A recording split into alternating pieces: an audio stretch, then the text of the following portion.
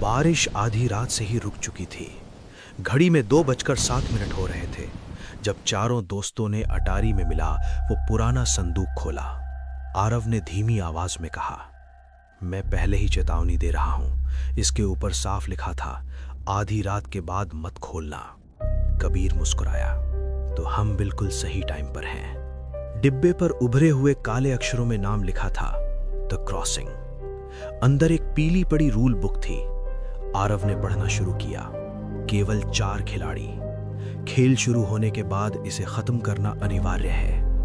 आखिरी पासा फेंके जाने तक कोई अपनी जगह से नहीं हिलेगा। जिसकी बारी होगी वो पार जाएगा। पार जाने के दौरान कोई कुछ नहीं करेगा। इनकार स्वीकार नहीं है। अगर कोई मना करेगा, खेल उसे फिर भी ले जाएगा। कमरे में उन्होंने 10 सफेद मोमबत्तियां जलाईं, जैसा नियम में लिखा था। लौ अजीब थी, नीली और कांपती हुई।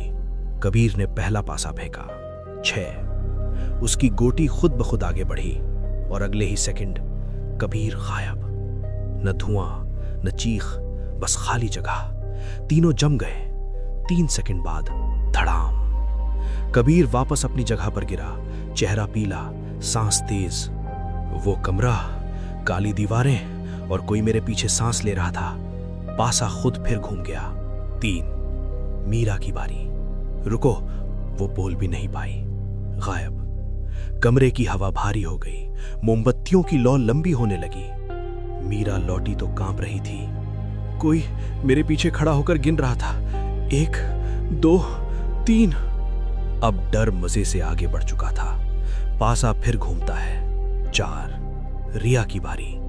मैं नहीं जाऊंगी, वो चीखी। अचानक मोमबत्तियों की लौ बहुत लंबी हो गई।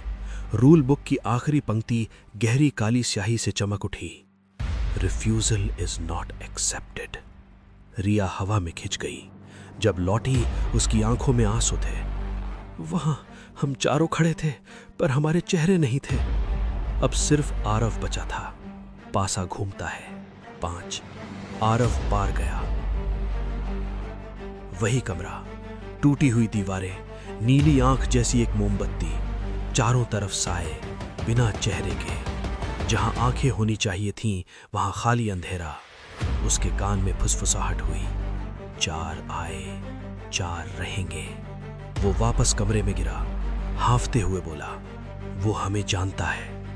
अब बोर्ड के बीच में दरार आने लगी। फर्श के नीचे से अंधेरा रिसने लगा।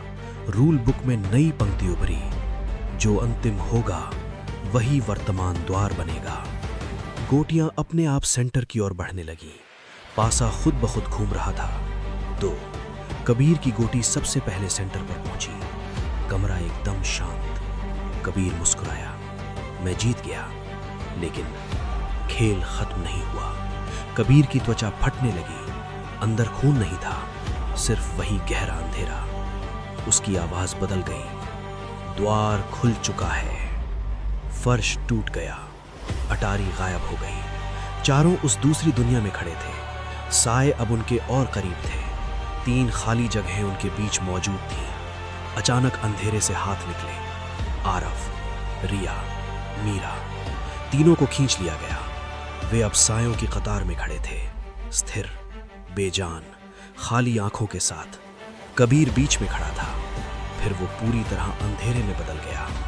बोर्ड बंद हो गया। अगली सुबह अटारी शांत थी। बोर्ड बीच में रखा था। नियम पुस्तिका बिल्कुल नई लग रही थी। ऊपर एक नई लाइन लिखी थी, वर्तमान द्वार कबीर। नीचे खिलाड़ियों की आवश्यकता 3।